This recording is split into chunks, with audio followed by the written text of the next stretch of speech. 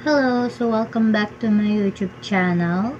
And it's been a long time na nakapag-vlog ako ng sit-in. And so for today's video is going to be about P-pop based sa kanyang title. And as far as we know, very popular ngayon ang P-pop. Kilala natin ang SB19, lalo ng kanilang bagong comeback na Damn, and Beanie.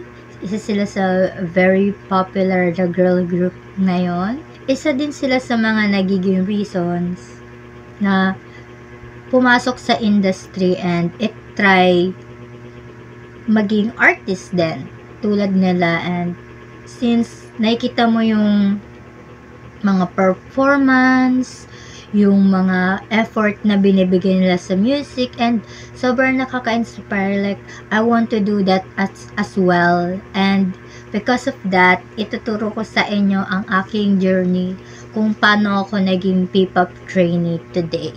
So without further ado, let's get started.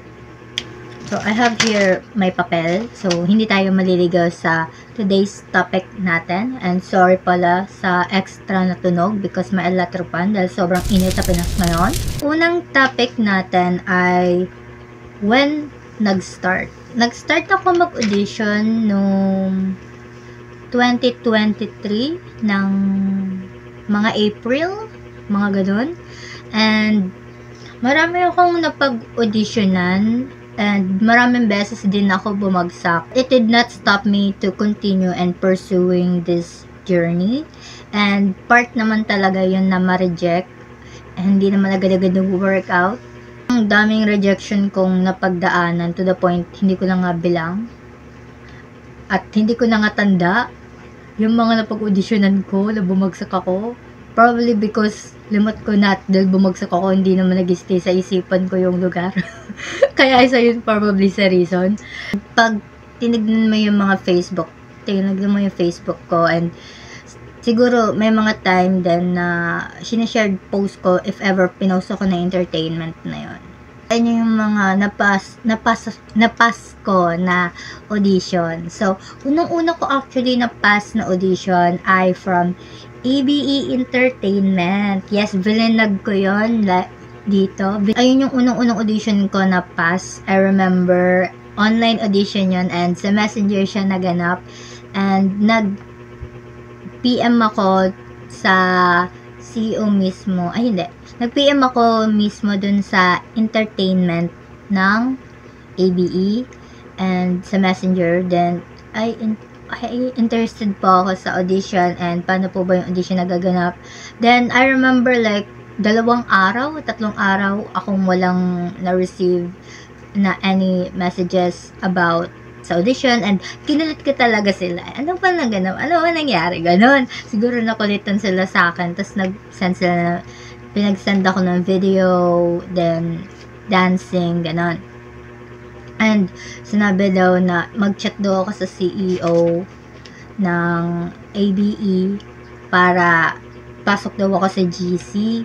Then, ayun, napasok ako, tapos nakita ko yung ibang mga nakasali na, and yung isang friend ko rin na nakilala sa audition na hindi ako pumasa, nandun siya.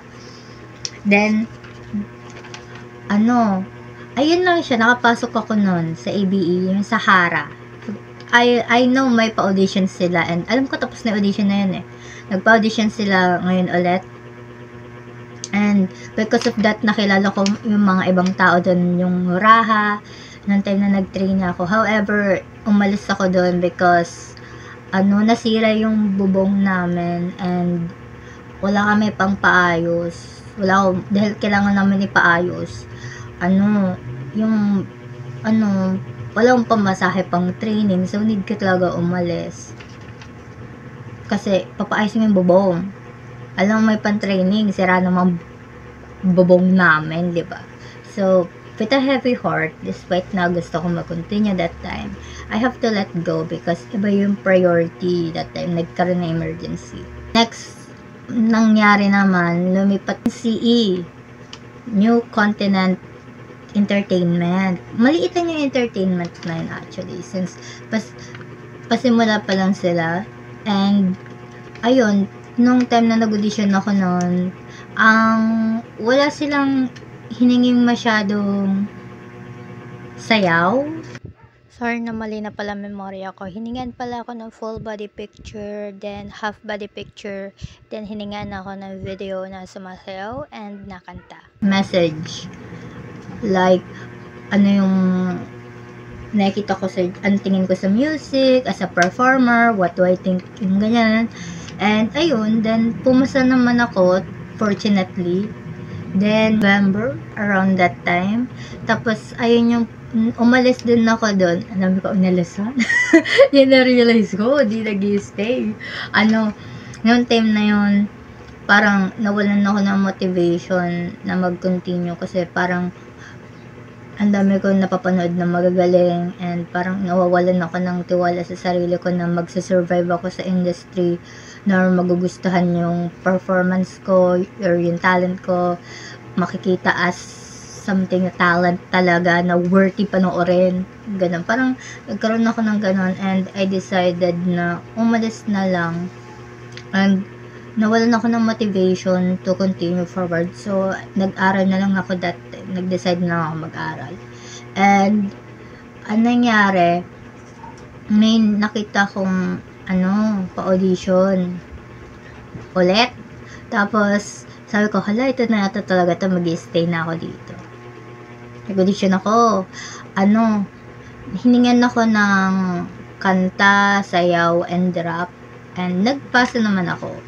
And, hindi ko sasabi ko na entertainment to because, not because like, ganito na expression ko, alam niyo na yun. And,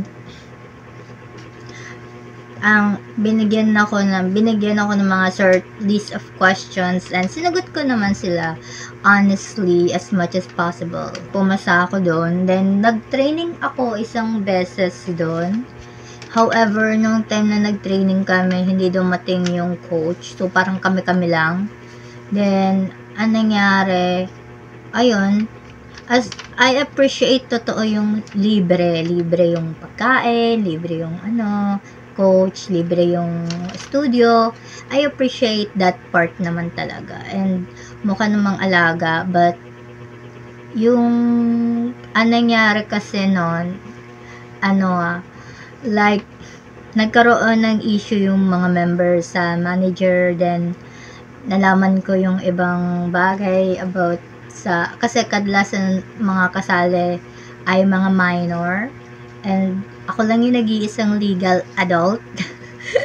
And parang nagkaroon ng mga problems regarding doon because, ayun nga, mga minor, and as an adult, nakita ko rin yung environment na nangyari and isa to sa tumatak sa akin na messages na ang sabi lang na pag tinraidor daw siya, isusumpa niya daw na never magiging P-pop artist sa tanang buhay.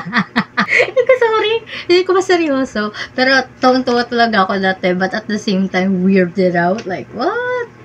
Then, wala ako naging entertainment for the past 2 months and nag-decide lang akong mag-aral ulit. Umalis ako doon na na-realize kong may mga screenshots na na-reveal. Yes. Umalis ako doon. Nag-review ako for 2 months. Nag-aral lang talaga ako. Then, ang nangyari naman nun, nagkaroon ng pa-audition yung P-pop Idols Manila. P-pop Idols Manila, but right now, entertainment na sila. Yes!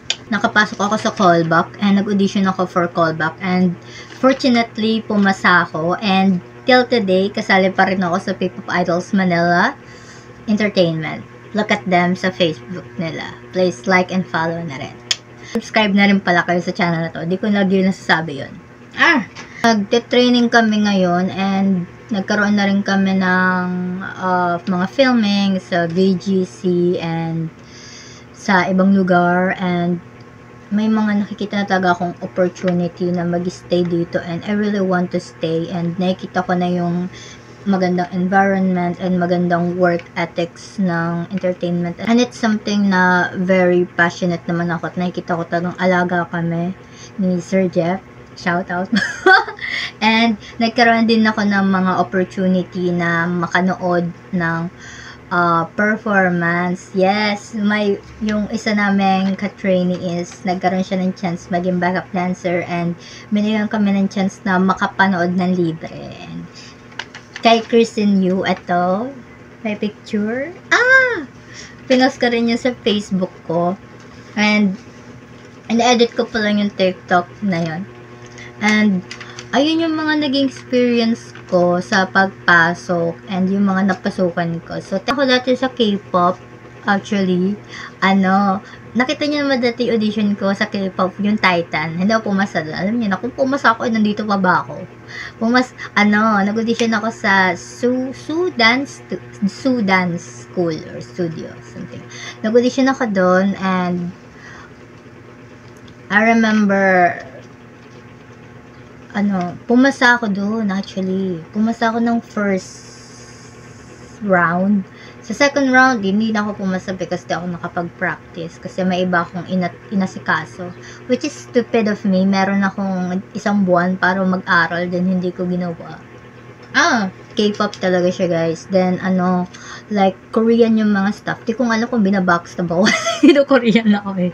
But, I hope not naman. And okay naman yung dun. And, yung isang stuff dun is meron siya mag-Korean, English, and Tagalog. Perfect. Trilingual yarn. Then, yung the rest kasi taga nagko-Korean. And I remember na kumanta ako nun. Kasi yung audition mo dapat Korean. Then, kumanta ko ng Beautiful ang kinanta ko. Yung kay Crush. Then, sinayaw ko is yung Deep ni Yoyon, pero yung choreography ni Miyabi. Then, natapos na ako. Hindi nga ako pinatapos sa sayo eh. Then, sabi, kanta ka nga ulit. Like, sing again. Tapos, kinanta ko na ng price tag, hingal-hingal na ako nun. So, everybody's got pride. Ganun-ganun na ako. Babagsak na ata ako. Tapos, sabi, okay. Tapos, lumabas na sa ako. Tapos, biglang, nagkaroon ng saglit mga 2 minutes. Kasi kinabahan ako. Gano'n. Tapos pag ginawa ako, gano'n. Tapos, pasok daw ako ulit. Tapos, tinitigil lang ako. Tapos sabi, Tapos, okay. Tapos biglang, pasok daw ako first round. Tapos sa second round, hindi na. Kasi nag-review. Di nag-practice. Part ko na yun. Very important na mag-background check ka ng sarili mo. Lalo na pag minor ka at papasok ka sa industry. Always magpagabay ka sa magulang mo. Bibigay ko sa inyo yung mga tips and mga don'ts na gagawin pag mag-audition.